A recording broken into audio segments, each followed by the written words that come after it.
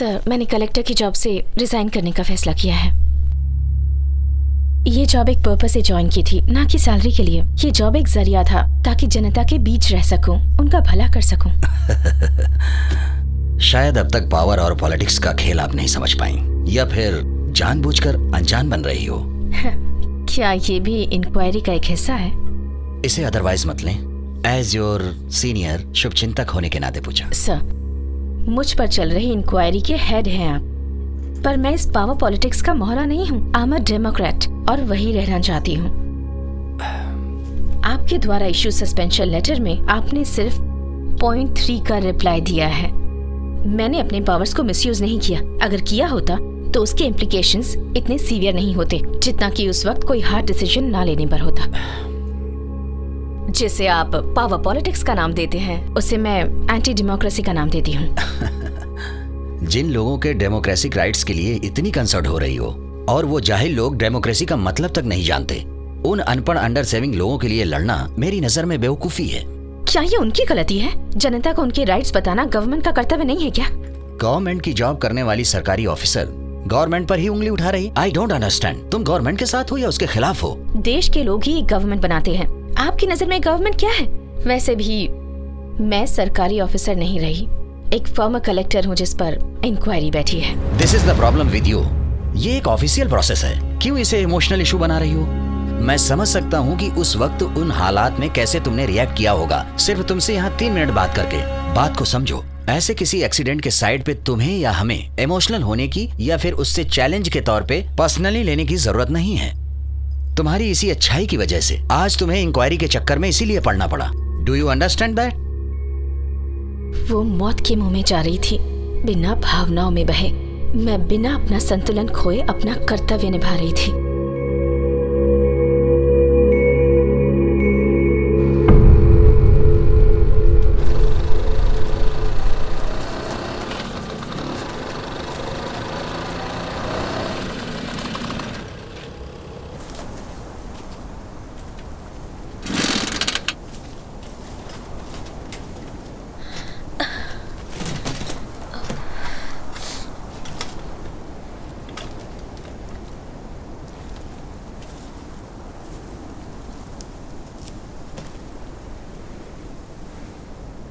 क्या हुआ?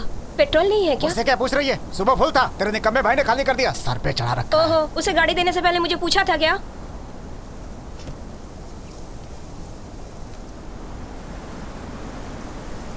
सरवन को फोन लगा रही हूँ, उसे पेट्रोल लाने के लिए बोलती हूँ। पानी की बोतल भी मंगवा लूंगी, प्यास से गला सूख रहा है।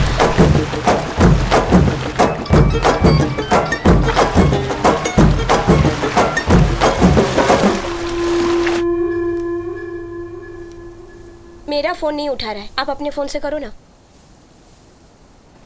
फोन कहीं रख के पता नहीं क्या कर रहा होगा।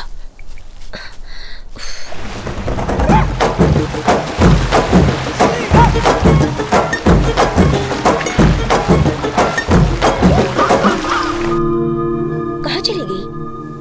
दंशिका, दंशिका, दंशिका, दंशिका, दंशिका, दंशिका, दंशिका, दंशिका।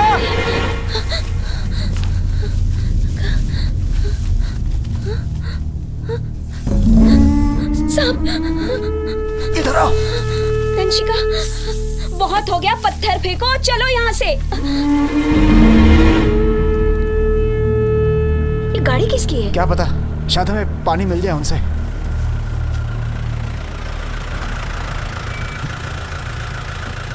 क्या चाहिए? पीने का पानी मिलेगा? बस यही आखिरी 2 बोतल है हमारे पास, आगे पानी नहीं मिलेगा।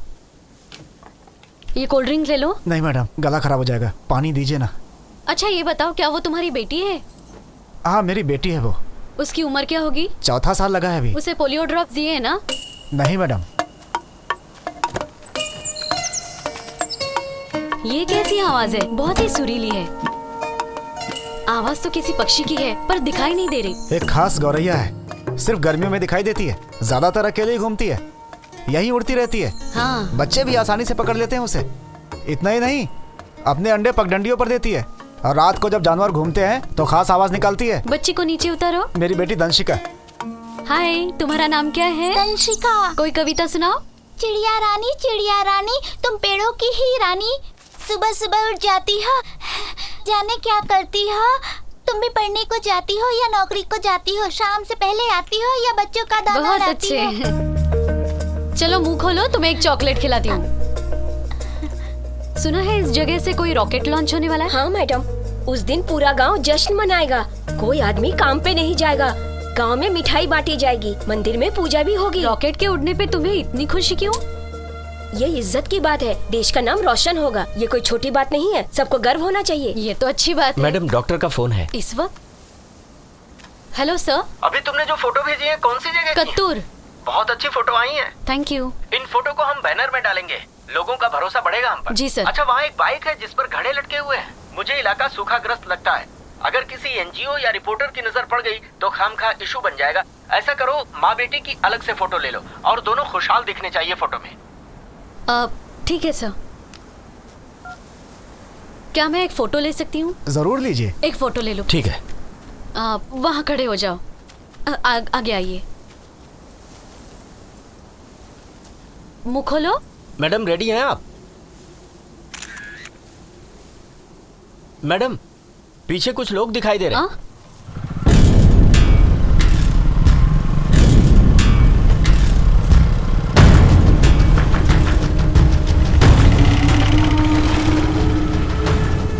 रमन रुक,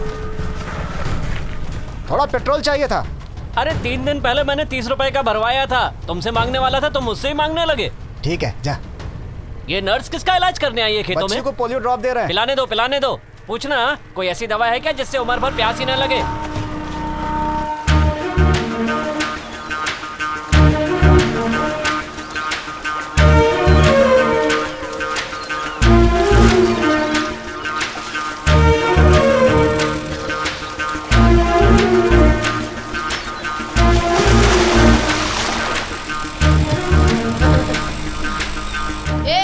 मेरे पापा आ रहे हैं।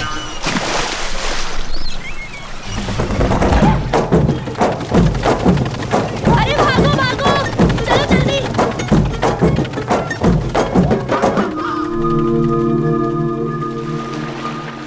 अच्छा, तो स्कूल जाने के नाम पर यह यहाँ तैरने आता है।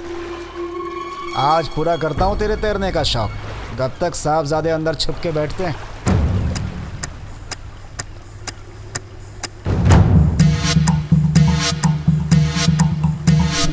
मंटू,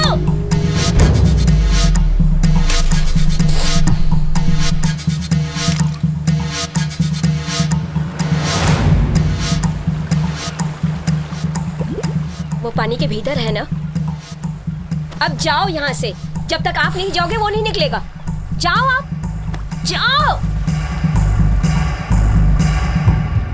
मंटू, मंटू, मंटू।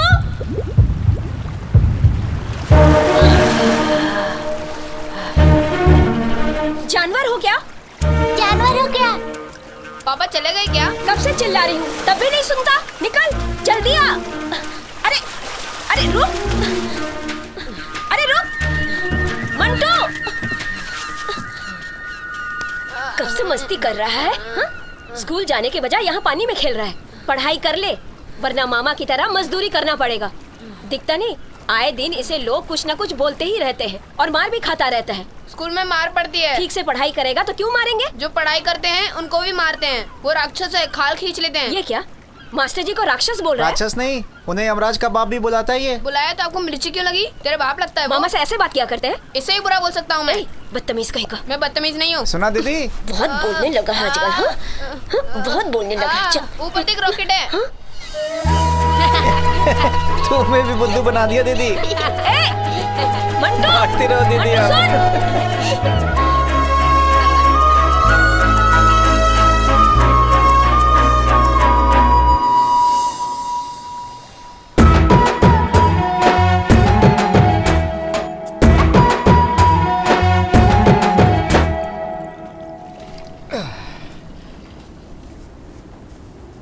क्या हाल हो गया इधर का, एक भी पेड़ नहीं है। कैसे जिएंगे यहाँ के लोग? हाँ, आजकल सबको लकड़ी का दरवाजा चाहिए, खिड़कियाँ चाहिए, फिर खुद ही शिकायत करते हैं कि हवा नहीं आ रही है।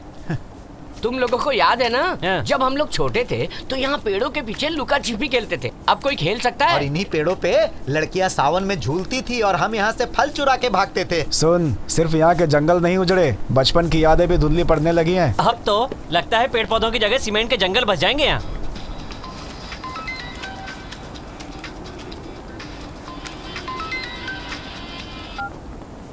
हाँ बोलो सुमित्रा। अच्छा सुनो, मंटू को एक कान से सुनाई नहीं दे रहा है, मुझे हाथ तक लगाने नहीं दे रहा है। मैंने देखा उसके कान से पस निकल रहा है। उसे फोन तो दो। ले बात कर। हाँ पापा। बेटा कब से सुनाई नहीं दे रहा है? कल रात से पापा। माँ को फोन दे जरा। सुमित्रा, अच्छा बताओ क्या करूं? आज शाम को डॉक्टर के पास ले चलेंगे इसे। सोचा था एक दिन का पगार बचा लूंगा, नवाबजादे ने अपने कान खराब कर लिए। कुछ रास्ता निकालना पड़ेगा वरना 1000 रुपए तो गए। क्या कहा? शांति डॉक्टर एक खरोंच के इलाज के लिए 3 दिन बुलाती है। तू कान का दर्द ठीक करवाने जाएगा तो वो 3 महीने में तेरा मकान ही गिरवी रखवा देगी।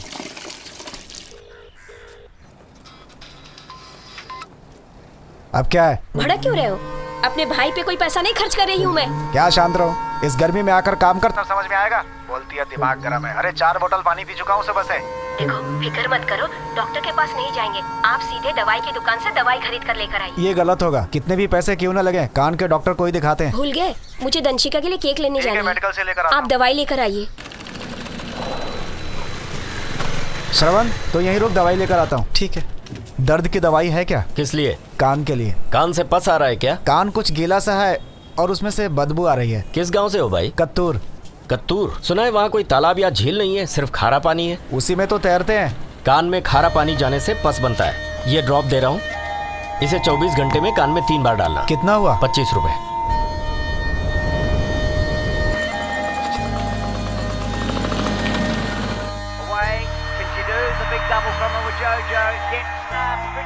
ए, बंद कर इसे। फाइनल रेस तो देखने देती। सोना मत, कान में दवाई डालनी है उसके बाद सोना।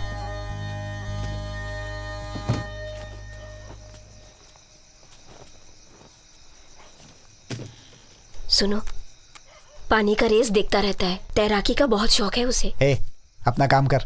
क्यों? इसमें बुराई क्या है? ए, जाके उससे बोल तैराकी भूल जाए, थोड़ा पढ़ाई में ध्यान लगाए। यहाँ पर तैराकी के लिए कोई जगह नहीं है, खेल कूद से कुछ नहीं मिलने वाला है। थोड़ा पढ़ लिख लेगा ना तो जिंदगी बन जाएगी उसकी। गला दबा दूंगा उसका दोबारा देखा तो।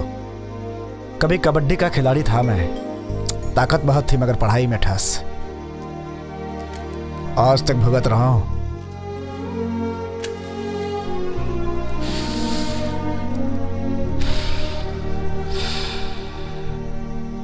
अपनी सारी पुश्तैनी जायदाद खो चुका हूं अब तक। आज पेंटिंग करके गुजारा करते हैं हम। बच्चों को खिलौना भी नहीं दिला सकता।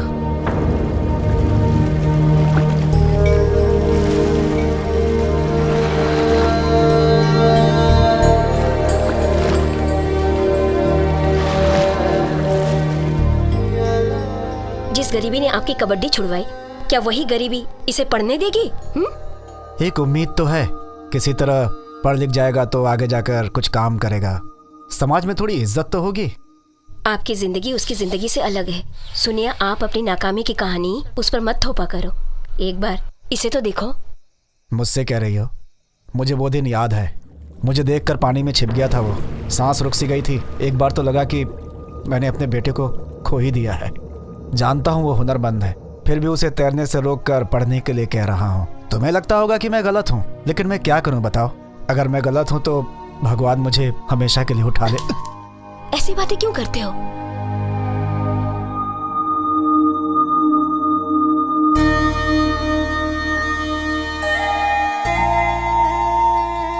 सुनो,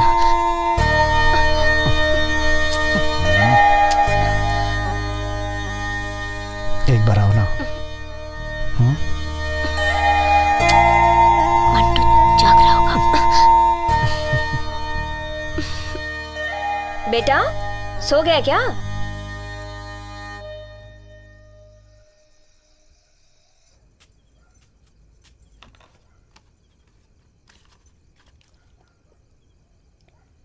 कबड्डी कबड्डी कबड्डी।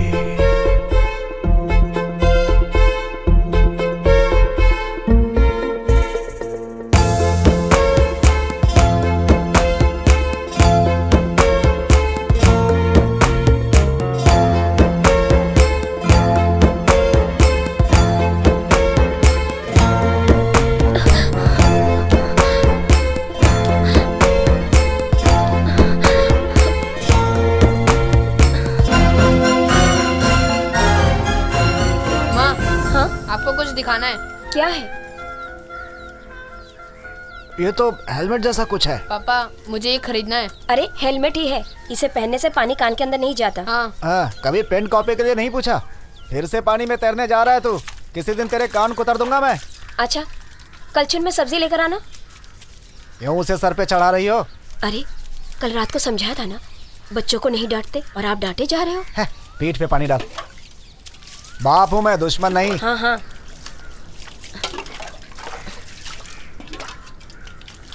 ला, नमक बहुत तेज है, इनको नहला दो। ठीक है। मंटो, तैरना इसलिए आना चाहिए कि डूबने से बच सकें, लेकिन सिर्फ तैरने से जीवन नहीं चलता, समझ गए? फिर से वही राग अलापना शुरू कर दिया। आज तो आप ना अपने आप ही नहा लो। तू इधर आ, चला इधर आ। तू भी ऐसे ऐसी हरकतें करता है कि डांट खानी पड़ जाती है। जब तक तेरा कान ठीक ना हो इसे पहनकर नहाना, ठीक है? चला।